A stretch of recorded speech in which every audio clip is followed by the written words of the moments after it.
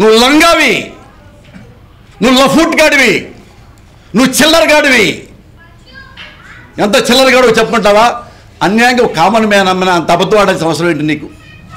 Health బాగాలేదు, ఇదిగో నేనే చెప్తున్నా, ప్రౌడ్లీ కన్సర్న్. నీకు ఎయిడ్స్ ఉందేమో, నాకు ఎయిడ్స్ లేదు. పెద్ద రోగం ఉందని కలరిచ్చి నా గురించి కాళ్ళు చేతులు పడిపోయినాయి అని బిళ్ళ. నేను ఓపెన్గా చెప్తున్నా, నాకు ఈ జబ్బు ఉంది. ఇది జబ్బు కాదు, చిన్న రోగం కూడా కాదు. దీనివలన నడవలేకపోతున్నా. గజ్జల దగ్గర బిళ్ళలాగా వచ్చినాయో గొళ్ళలాగా వచ్చినాయో డాక్టర్ గారు రిపోర్ట్ ఇచ్చారు. ఇది రిపోర్ట్ మీరు చూసుకోవచ్చు. నువ్వు దీన్ని ఎంత మలుస్తావు? కులాన్ని ఆపాదించడం ఏంటి? నీ కళ్ళు కనపట్టలేదా? నీ కళ్ళు పోయినాయా? ఏ ముఖ్యమంత్రి అయినా ఎస్టీలు పుట్టాలి ఎవరైనా కోరుకుంటారా అంటారా? ఇదే జగన్ నువ్వు ఫ్రంట్ పేజీలు అయ్యో. ఇదిగో నువ్వెంత ఉత్తముడు అంటే చూపిస్తా అప్పుడే. ఇదిగో ఇలాగా అమ్మాయిలతో లోకేష్ బాబు ఇలా జగన్ ఫోటోలు వచ్చినాయి అనుకో, అమ్మాయిలతో తాగుతూ తిరుగుతూ, నువ్వు ఎక్కడ రాస్తావన్నయ్యా? ఫ్రంట్ పేజీలో అమ్మ జగను దొరికావే, ఎవరి అమ్మాయి,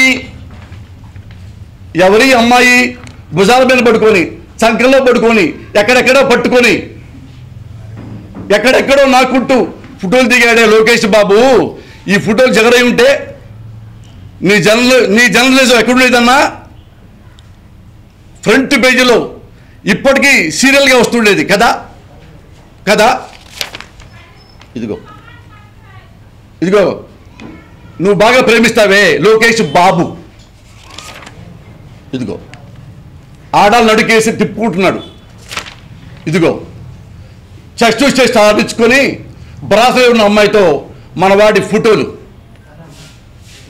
ఏం చేస్తున్నాడు? శివస్తోత్రం చదువుతున్నాడు అమ్మాయిలతో. భజన చేస్తున్నాడా? ఓం నమ శివాయ ఓం నమ శివాయ అని. ఈ ఫోటోలు రాధాకృష్ణన్న ఇందులో జగన్ ఉండుంటే ఇప్పటికీ నువ్వు డైలీ దాని పక్కన వేస్తుండేవాడి. నీ ఆంధ్రజ్యోతి ఎలా వెడ్డింగ్ ఉందో దాని పక్కన ఎప్పుడు పర్మనెంట్గా సీరియల్ జగన్. అమ్మ జగను నువ్వు తాగుమతూ కూడానా? అమ్మ జగన్ నువ్వు తిరుగుమతూ కూడానా? అమ్మ జగన్ నువ్వు ఇలా కూడా చేస్తావా? అమ్మ చంద్రబాబు ఎస్టీని ఇలా అంటావా? అనగలిగావా నువ్వు? నీ దమ్ముందా? అనవు. నువ్వేమని చేసుకో, నువ్వు మీడియాతో వ్యభిచారం చేసుకో, నాకు సంబంధం లేని మ్యాటర్. మిగతా మీడియా వాళ్ళు చూసుకుంటారు, ప్రపంచం చూసుకుంటుంది. బట్ నా జోలికి రాకు.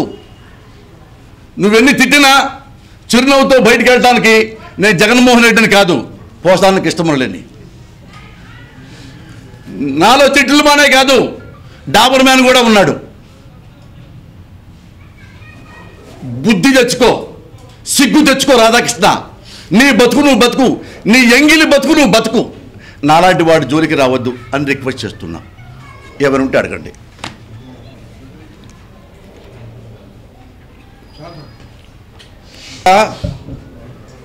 నేను నడవలేని పరిస్థితే. ఇదిగో నా రిపోర్టు. ఇది షూటింగ్ జరిగేటప్పుడు వచ్చింది ఫస్ట్ టైం నాకు పెయిన్. షూటింగ్ జరుగుతుంటే కూర్చుండిపోయా. ఏమైనా చూస్తే నా టెస్టికల్స్ దగ్గర అన్వాంటెడ్గా ఏదో ప్రాబ్లం వస్తే ఇదిగో ఈ ప్రాబ్లమ్స్ కూడా ఇందులో ఉన్నాయి అన్నయ్య. మీరు చూసుకోవచ్చు మీడియా వాళ్ళు. ఇందులో ఏ ఒక్క అబద్ధం అయితే మీరందరూ నా చెప్పుతో కొట్టి హక్కు మీకు ఇస్తాను నేను.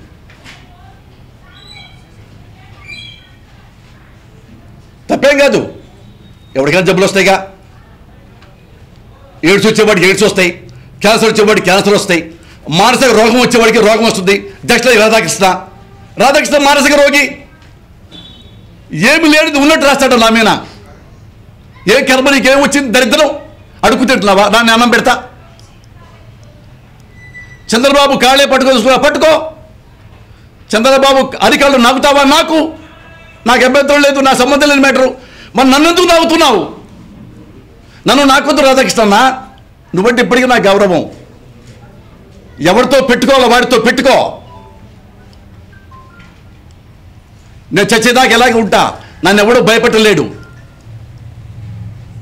ప్రిపేర్ అయి ఉన్నా. నా చావు పలానా వాడి చేతిలో రాసి ఉంటే అది జరిగిపోద్ది. నా చావు ఏబిఎన్ ఆంధ్రజ్యోతి రాధాకృష్ణ చేతిలో ఉందనుకో, దేవుడు రాశాడు అనుకో, అలాగే చేస్తా. ఎప్పుడో చేస్తారని ఇప్పుడుంటే చదువు బతుక రాధాకృష్ణ నీలాగా.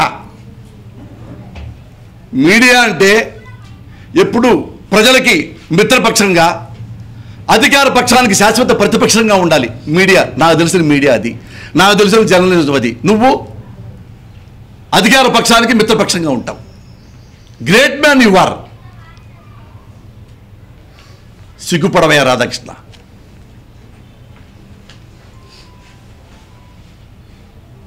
అన్న ఎవరైనా అడగదలుచుకుంటే అడగచ్చు, లేదంటే సెలవు.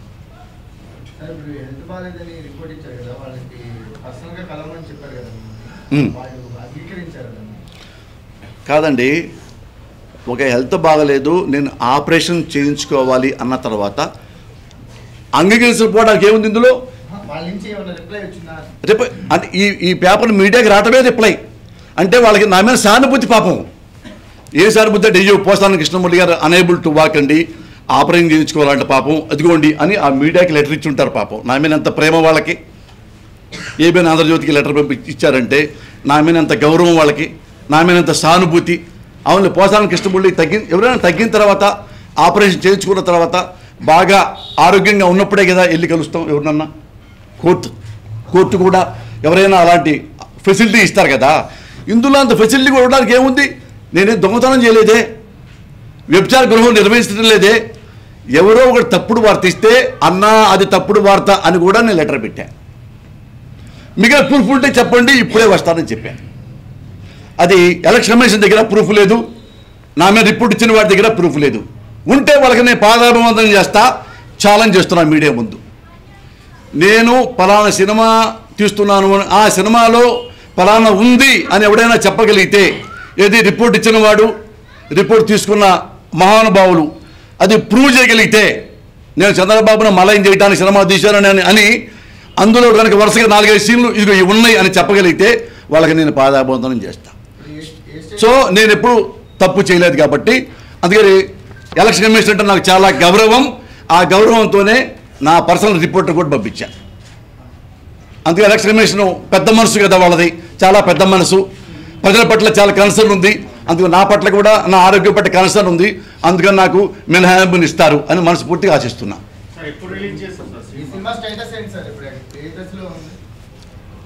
సార్ నేనే చూడలేదన్నా ఇంతవరకు. మరి రిపోర్ట్ ఇచ్చిన వాడు ఎలా చూసాడు నాకు తెలియదు. నాకు ఐడియా ఉంటుంది అంటే ఫస్ట్ కాపీ వస్తే పర్ఫెక్ట్ ఐడియా ఉంటుంది ఎవరికన్నా. ఏం తీసాము, ఏమున్నాయి, ఫ్లో కరెక్ట్గా ఉందా లేదా, ఈ జెండాలంగా ఉందా, ఆడుద్దా ఆడపోవచ్చా అని ఒక నిర్ణయానికి వస్తాను నేను. కాపీ రేపు ఎల్లుండిలో వస్తుంది. ఎవ్వరు చూడలే సినిమా. మా పాపం మా ప్రొడ్యూసర్ కూడా చూడలే సినిమా, కథ విన్నాడు తప్పితే.